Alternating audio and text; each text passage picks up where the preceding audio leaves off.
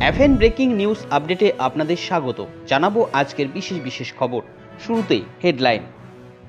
রাজ্যপালের নির্দেশ অগ্রাহ্য করে সায়ন্তিকাদের শপথ পড়ালেন স্পিকার। ক্ষুব্ধ বোস রাষ্ট্রপতির দরবারে। বাড়তি মোবাইল রিচার্জের দাম কি কমাবে কেন্দ্র? জিও এয়ারটেল ভিআইয়ের নতুন রিচার্জ প্ল্যান নিয়ে বড় আপডেট দিল ট্রাই। নদিয়ায় আছি, চাইলে গ্রেপ্তার করুন।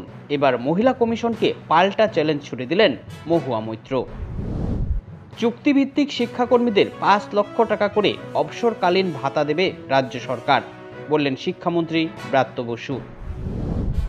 দ্বিতীয় বিশ্বযুদ্ধের সময়কার বোমা মিলেছিল ঝাড়গ্রামে, সফলভাবে সক্রিয় করা হয়েছে, জানালেন মুখ্যমন্ত্রী। রাজনীতিকে টাটা বলে দেব, নতুন কিছুর জন্য অন্তিম অপেক্ষায় দিলীপ, নিলেন বড় সিদ্ধান্ত।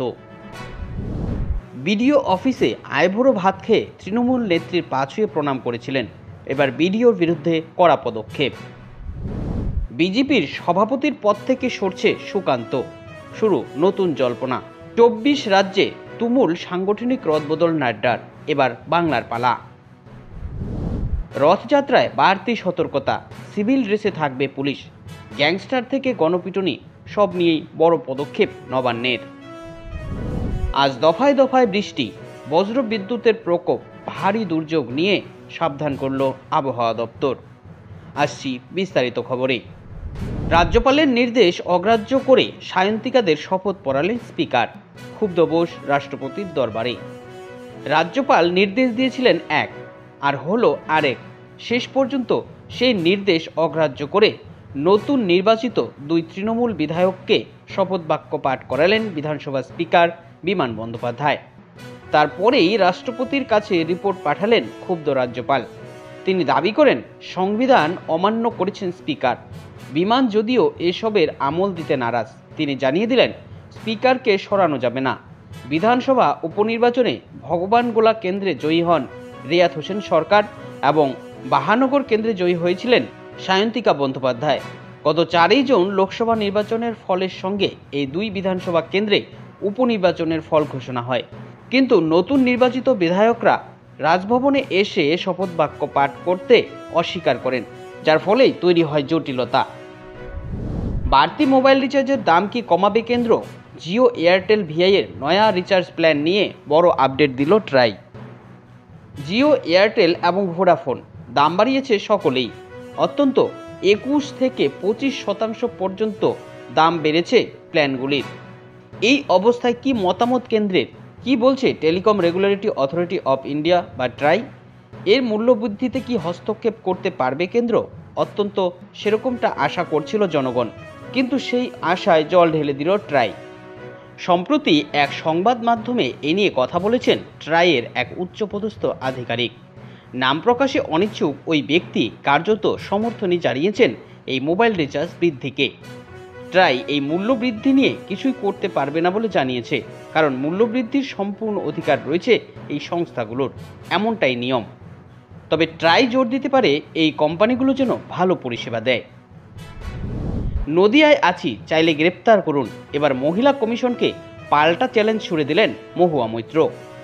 জাতীয় মহিলা কমিশনের বিরুদ্ধে পাল্টা ফুঁসে উঠলেন তৃণমূল সাংসদ মহুয়া মৈত্র। বলা ভালো, রীতিমতো চ্যালেঞ্জ ছুড়ে দিলেন তিনি। জাতীয় মহিলা কমিশনের চেয়ারপারসন রেখা শর্মাকে নিশানা করে কিছু মন্তব্য করেছিলেন মহুয়া।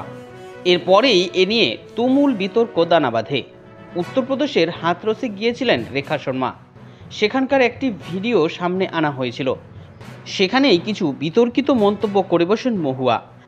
আর এই কারণেই মহুয়া মৈত্রের বিরুদ্ধে জাতীয় মহিলা কমিশনে অভিযোগ দায়ের করেছিলেন তিনি। এরপরই জাতীয় মহিলা কমিশন তার বিরুদ্ধে ব্যবস্থা নেওয়ার জন্য তৎপর হয়। মহুয়ার বিরুদ্ধে স্বতঃপ্রণোদিত মামলাও দায়ের হয়, কিন্তু এবার উল্টে তাদেরকেই চ্যালেঞ্জ ছুড়ে দিলেন মহুয়া মৈত্র।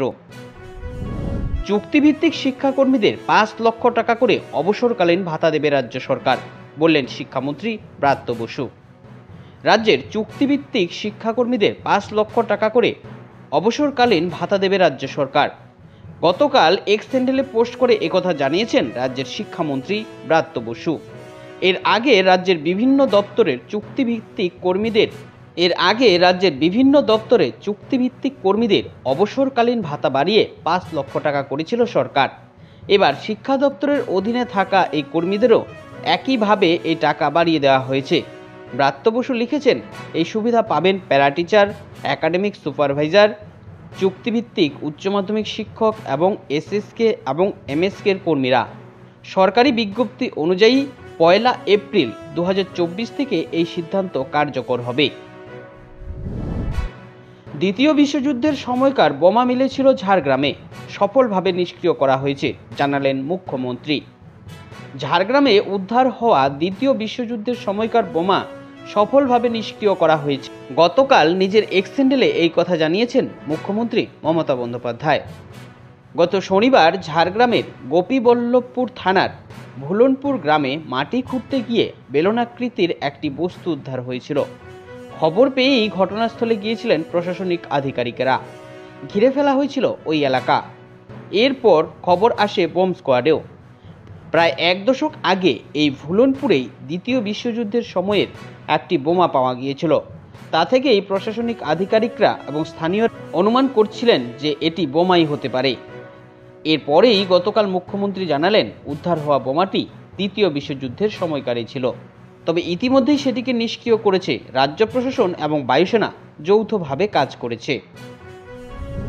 রাজনীতিকে টাটা বলে দেব, নতুন কিছুর জন্য অন্তিম অপেক্ষায় দিলীপ ঘোষ নিলেন বড় সিদ্ধান্ত। একে একে সব পরিচয়ই হারিয়েছেন। কম সময়ে রাজনীতিতে উত্থানের মতোই অল্প সময়ের মধ্যে সর্বহারা বিজেপির নেতা দিলীপ ঘোষ। শেষ লোকসভা নির্বাচনে সাংসদ তকমাও হারিয়েছেন তিনি। তবে কেন্দ্রীয় নেতৃত্ব এখনো পর্যন্ত তার পরবর্তী দায়িত্বের কথা কিছুই বলেনি। অতঃপর দিলীপ জানিয়েই দিলেন, তিনি রাজনীতি ছেড়ে যাওয়ার জন্য তৈরি। গতকাল তিনি জানালেন, আমি এভাবে থাকতে পারবো না। আমার জন্য নির্দিষ্ট কাজ না থাকলে রাজনীতিকে টাটা বাই বাই বলে দেব। দিলীপ যে রাজনীতি ছাড়তে পারেন তা ঘনিষ্ঠ মহলে আগেই জানিয়েছিলেন। অফিসেই আইবুড়ো ভাত খেয়ে তৃণমূল নেত্রীর পা ছুঁয়ে প্রণাম করেছিলেন। এবার বিডিওর বিরুদ্ধে কড়া পদক্ষেপ। অফিসেই আইবুড়ো ভাত খেয়ে তৃণমূল নেত্রীর পায়ে হাত দিয়ে প্রণাম করেছিলেন। তাতেই ছড়ায় বিতর্ক। বর্ধমান ১ নম্বর ব্লকের ভিডিওকে শোকজ করল জেলা শাসক। গোটা বিষয়টি বা ঘটনার ব্যাখ্যা জানতে চেয়ে চিঠি করা হয়েছে বর্ধমান ১ নম্বর ব্লকের ভিডিও রঞ্জিশ কুমার যাদবকে। অভিযোগ, গত বুধবার বর্ধমান ১ নম্বর ব্লকের ভিডিও রজনীশ কুমার যাদবকে পঞ্চায়েত অফিসে আইবুড়ো ভাত খাওয়ানোর আয়োজন করা হয়। সেখানে বর্ধমান ১ নম্বর ব্লকের তৃণমূল কংগ্রেসের সভাপতি তথা বর্ধমান উন্নয়ন সংস্থার চেয়ারম্যান কাকলিতা উপস্থিত ছিলেন। সেই অনুষ্ঠানেরই একটি ভিডিও প্রকাশ্যে আসে, আর এই নিয়েই ছড়ায় চরম বিতর্ক। অবশেষে সভাপতির পদ থেকে সরছেন সুকান্ত মজুমদার। শুরু জোর জল্পনা। ২৪ রাজ্যে তুমুল সাংগঠনিক রদবদল নাড্ডার। এবার বাংলার পালা। নিচুতলার ময়নাতদন্তে উঠে আসছে লোকসভা ভোটে বঙ্গ বিজেপির ভরাডুবির একাধিক কারণ। এবার তাই লোকসভা ভোটে হতাশজনক ফলের জেরে সাংগঠনিক স্তরে রদবদল করতে চলেছেন বঙ্গ বিজেপি। বিজেপি সূত্রে খবর, লোকসভা ভোটে হতাশাজনক ফলের জেরে বড়সড় সাংগঠনিক রদবদলের পথে হাঁটতে চলেছেন তারা। দেশের অন্যান্য রাজ্যের মতো শীঘ্রই রাজ্য বিজেপিতেও বেশ কিছু সাংগঠনিক পদে বদল আনতে পারে। পুজোর আগেই বদল হতে পারে প্রায় ১৫টি সাংগঠনিক জেলার সভাপতি, এমনই খবর গেরুয়া শিবির সূত্রে। এদিকে রাজ্য সভাপতি সুকান্ত মজুমদার নিজের সভাপতি পদ বদলের ক্ষেত্রেও ইঙ্গিতপূর্ণ মন্তব্য করেছেন। রথযাত্রায় বাড়তি সতর্কতা, সিভিল ড্রেসে থাকবে পুলিশ, গ্যাংস্টার থেকে গণপিটুনি, সব নিয়ে বড় পদক্ষেপ নবান্নের। রাজ্যের আইন শৃঙ্খলা পরিস্থিতি নিয়ে নবান্নে হয়ে গেল গুরুত্বপূর্ণ প্রশাসনিক বৈঠক। রাজ্য পুলিশের ৬ শীর্ষ কর্তা শুক্রবারের বৈঠকে উপস্থিত ছিলেন। এডিজি আইবি, এডিজি আইন শৃঙ্খলা, ADG CID, ADG traffic, ADG legal এবং নিরাপত্তা অধিকর্তা। তবে এদিনের বৈঠক পরিচালনা করেন রাজ্যের নিরাপত্তা অধিকর্তা পীযূষ পাণ্ডে। বৈঠকে উল্লেখযোগ্যভাবে উঠে আসে গ্যাংস্টার প্রসঙ্গ। এডিজি আইন শৃঙ্খলা বিভিন্ন জেলায় এসপি সিপিদের বলেন, গ্যাংস্টাররা ধরা যেমন পড়েছে তেমনই তাদের শাস্তি দেওয়ার বিষয়েও নজরে রাখতে হবে। আদালতে পেশ করার সময় যে নথি লিখে দেওয়া হচ্ছে, প্রয়োজনে সেটা সুপিরিয়র অফিসারদের সাথে কথা বলে জমা দেবেন। আদালতে পেশ করার সময় যাতে কোনো ভুল না হয়, আমরা চাই এইসব গ্যাংস্টারদের কড়া শাস্তি হোক। আজ দফায় দফায় বৃষ্টি, বজ্রবিদ্যুতের প্রকোপ, ভারী দুর্যোগ নিয়ে সাবধান করল আবহাওয়া দপ্তর। ভারী বর্ষণে বানভাসী অবস্থা উত্তরবঙ্গ সহ উত্তর ভারতের বিস্তীর্ণ এলাকা। এবার ভারী বৃষ্টির সম্ভাবনা দক্ষিণবঙ্গেও। আজ দক্ষিণবঙ্গের বেশ কয়েকটি জেলায় ভারী বৃষ্টি হতে পারে, ফলে তাপমাত্রার পারদ স্বস্তিজনক জায়গায় থাকবে বলে জানিয়েছে আবহাওয়া দপ্তর। বৃষ্টির সাথে বজ্রবিদ্যুতের প্রকোপও থাকতে পারে। উত্তরবঙ্গে ভারী দুর্যোগ নিয়ে সাধারণ মানুষকে সতর্ক করেছে আবহাওয়া দপ্তর।